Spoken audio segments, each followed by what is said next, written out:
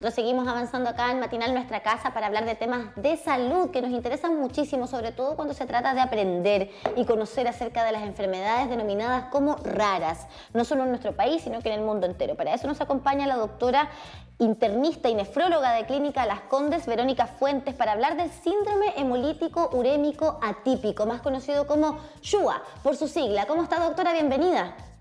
Hola, ¿me escucho? Sí, Perfecto. súper. Sí. ¿Cómo están? Gracias por la invitación. Sí, es una enfermedad rara, clasificada como ultra rara en realidad. Tiene una incidencia muy baja, pero puede ser muy devastadora cuando se presenta, habitualmente en personas muy jóvenes. Eh, Así que es importante conocer de qué se trata. Se celebró hace unos días el Día Mundial de la Enfermedad y hay harto esfuerzo por sensibilizar respecto a las manifestaciones, a cómo se presenta, a las consecuencias que puede tener y además es una enfermedad que tiene tratamiento. Entonces, es un poco por eso la importancia que se le ha dado este último tiempo. Mm.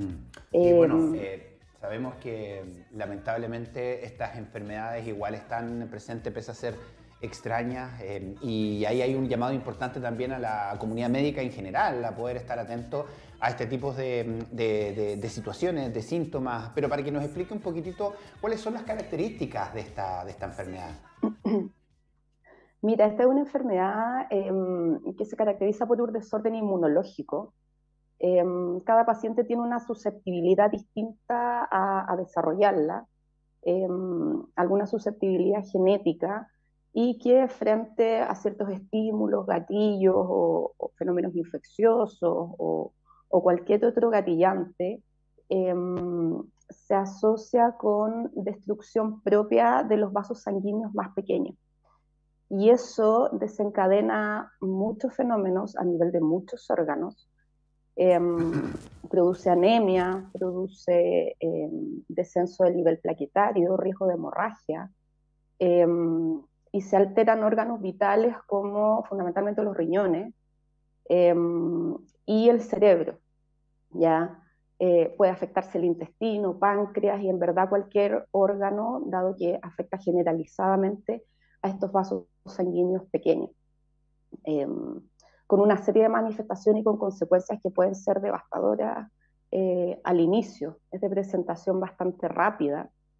Eh, el paciente declara días antes haber presentado palidez, decaimiento, cambios en el color de la orina, retención de líquidos, moretones o equimosis fácil. Eh, y la verdad es que son síntomas inespecíficos que se pueden confundir con muchas otras enfermedades también. Entonces el diagnóstico no es tan fácil, no hay ninguna prueba de certeza, es un diagnóstico clínico para nosotros. Sí, y ahí está justamente esa preocupación que usted manifestaba también, Luis, algo mencionaba con respecto a que los especialistas, los médicos finalmente, son los que tienen que también de alguna manera educarse, si se quiere, con respecto a esta enfermedad, además de nosotros como población, conocer justamente en qué consiste. Ya nos daba cuenta de algo de la sintomatología, preguntarle también con respecto a los factores de riesgo, ¿por qué se presenta esta enfermedad en una persona? ¿Hay genética de por medio? ¿Hay hábitos de vida? Hábitos, yo no he identificado,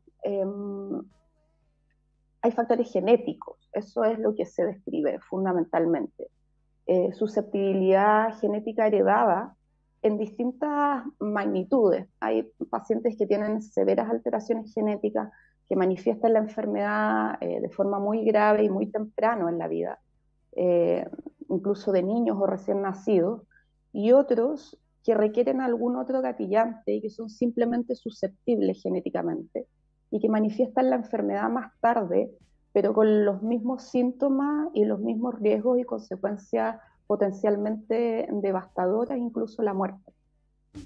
¿Y por qué se presenta mayormente en menores, doctora? Precisamente porque al tener una carga genética tiende a manifestarse en edades más precoces de la vida. Ya. Es una enfermedad básicamente hereditaria. Perfecto. Y doctora, bueno, usted nos mencionaba algo bien importante, que es que esta enfermedad tiene tratamiento. De ahí la importancia entonces de tener un diagnóstico temprano. ¿Qué hay del tratamiento para que nos cuenten qué consiste en sí mismo, pero también la realidad del acceso en nuestro país? Ser una enfermedad ultra rara está justamente dentro de las leyes del GES, de la ley Ricardo Soto. Mira, es un tratamiento de alto costo, es una tecnología relativamente nueva, con una terapia biológica la que se usa, que permite controlar este desorden inmunológico con un alto nivel de respuesta del punto de vista de los pacientes, es decir, mejoría completa y remisión completa de los síntomas en pocos días. La verdad es que el acceso es muy difícil. Yo he tenido el privilegio de ver algunos casos y las familias deben requerir a instancias más bien judiciales para poder acceder al tratamiento. No hay cobertura GES y tampoco, pese a ser una enfermedad rara y con tratamiento demostrado, tampoco está incluido actualmente dentro de la ley Ricardo Soto. Llama la atención dado la efectividad del tratamiento. Claro, ahí es donde uno va esperando cuando se actualizan obviamente estas listas, estas enfermedades, que la misma comunidad médica sea escuchada precisamente y que a partir de aquello se vayan tomando las decisiones. Y preguntarle con respecto a este peso genético, porque tal vez al ser una enfermedad rara y al ser una enfermedad genética hay más posibilidades de que las familias sepan que existe el riesgo en la familia, pero nos dice que es una enfermedad que es poco pesquisable. Hay personas que están siendo mal diagnosticadas todavía, todas estas familias que tienen esta patología o que la tuvieron en algún momento habrán sido mal diagnosticadas y no saben que la tienen, por ende no saben si sus hijos la pueden generar, o quienes la tienen y son diagnosticados tienen esa certeza. Quienes tienen la enfermedad, lo ideal es hacer el estudio genético en quienes ya la manifestaron, y lo ideal ahí sería estudiar a la familia desde el punto de vista genético. Lamentablemente también el acceso al estudio genético es limitado y también tiene un alto costo. Entonces, desde ese punto de vista, no es tan fácil hacer el seguimiento a las familias. Con respecto al subdiagnóstico, es muy probable que exista subdiagnóstico de la enfermedad, dado que es difícil de identificar y de diagnosticar y se puede confundir con otras entidades fácilmente. Lamentablemente también, dado que es una enfermedad de conocimiento reciente, el resultado de positividad de alteraciones genéticas alcanza entre un 50 y un 60%. Entonces, no siempre llegamos a identificar exactamente cuál es la mutación causal. Ahora, con respecto al acceso, bueno, ya nos decía que esto no está considerado dentro de las leyes, ¿verdad? Pero si hay un tratamiento, ¿qué es lo que puede llegar a ocurrir con una persona diagnosticada con SHUA? Esto pasa a ser una enfermedad crónica. Nos decía que el desenlace evidentemente más extremo es la muerte de un paciente, pero ¿qué hay de eso? ¿Cuál es el índice de recuperación de una persona?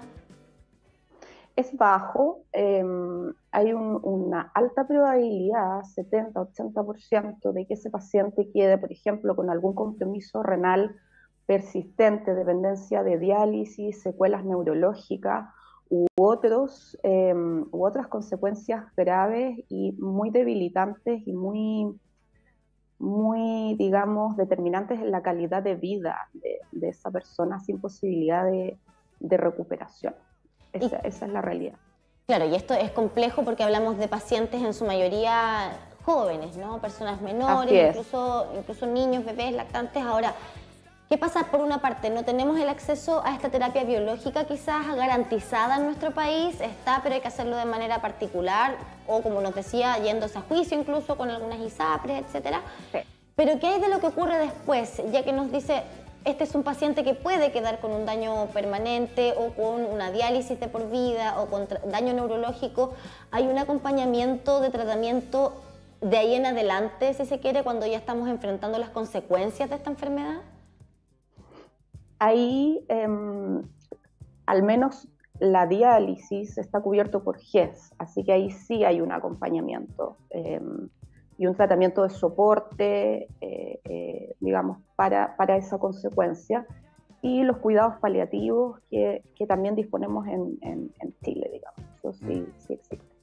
Sí, claro, bueno, ahí es donde también las autoridades tienen que ir tomando este análisis, porque, claro, si vamos a tener el tratamiento para evitar que las personas lleguen a recurrir al sistema público o privado con todo lo que significa también para, en este caso, para el Estado, de una diálisis o los medicamentos por la consecuencia, cuando podríamos evitarlo, ahí es donde, claro, llama la atención.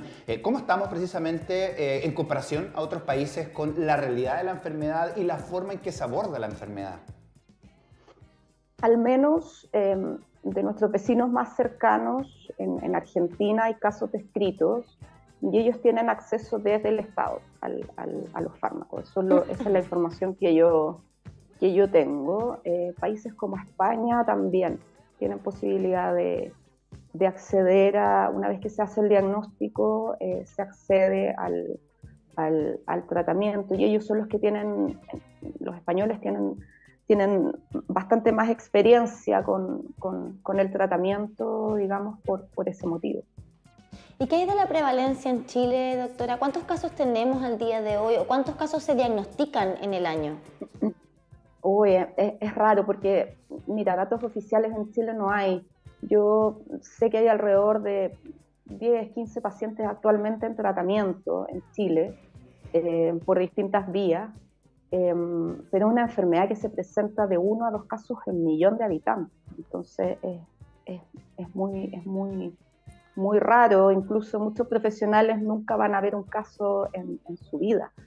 Por eso es importante lo que decías al principio, educarse respecto del tema y tener una alta sensibilidad diagnóstica cuando uno puede estar frente a un caso de esto.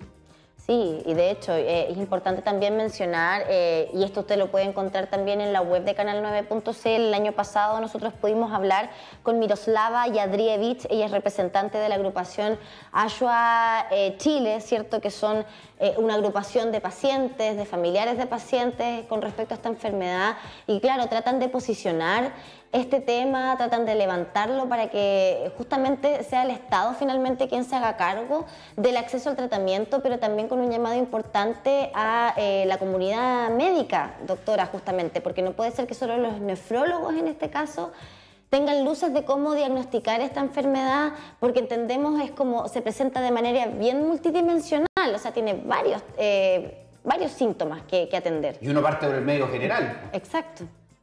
Efectivamente, se presenta como una enfermedad sistémica. Generalmente los especialistas tenemos acceso al paciente cuando ya está hospitalizado y en una situación, digamos, de importante gravedad asociado a la enfermedad. Entonces, desde ese punto de vista, el urgenciólogo ya debería tener alguna noción, el internista y ya el subespecialista llegar más bien a una propuesta terapéutica más que al diagnóstico, que puede ser tardío también. Sí, y doctora, bueno, aquí también tratando de hacer el llamado a la calma, porque estamos hablando de una enfermedad poco frecuente que tiene sus consecuencias para precisamente quienes son diagnosticadas, pero no es algo que uno diga, bueno, esto va a ir aumentando, es algo que hay que poner atención todos, porque la verdad es que, claro, uno cuando va escuchando tanta enfermedad que aparece, uno se va asustando. De todas maneras, ¿hay un llamado a la calma a quienes nos están viendo?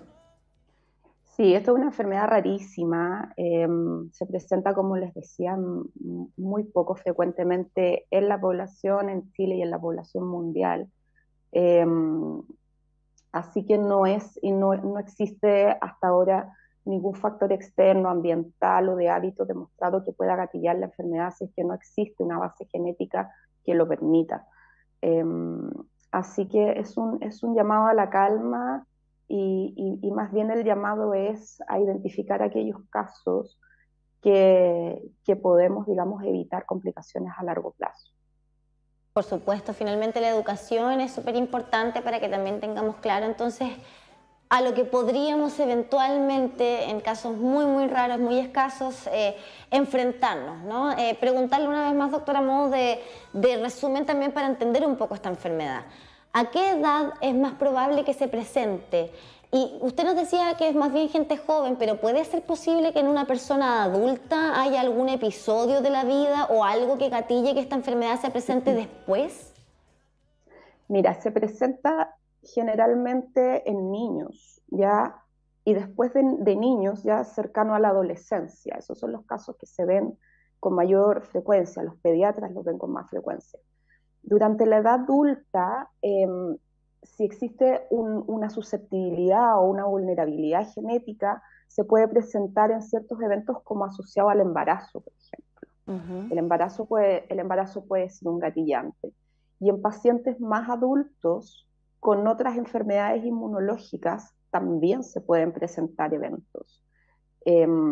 Se puede presentar asociados a ciertas drogas también, etcétera. Es decir, va a depender del gatillante y en qué momento ese gatillante se presente en la vida.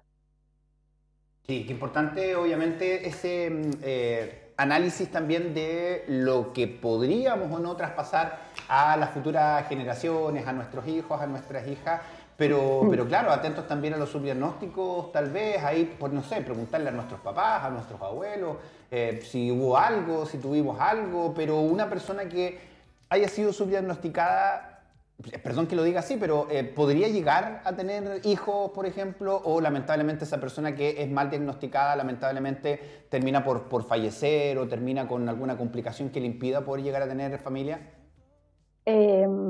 No es descartable que una persona pueda llegar en algún momento, si bien con más dificultades, no es descartable que pueda esa persona llegar a tener hijos. Y claro, ahí viene otro tema. Estudiar e identificar esa variante genética o esa mutación o ese polimorfismo genético que favorece la enfermedad también es algo deseable desde el punto de vista de consejo genético. Sí, doctora, le agradecemos enormemente por esta conversación que nos permite ir conociendo un poquito más y reiterar que el 24 de septiembre justamente fue el día para hacer conciencia con respecto a esta enfermedad. Nosotros tomamos este tema justamente con usted para aprender, finalmente de eso se trata, así que muchísimas gracias. No, muchas gracias a ustedes, que estén muy bien. Hasta la próxima, doctora, son las 9:20.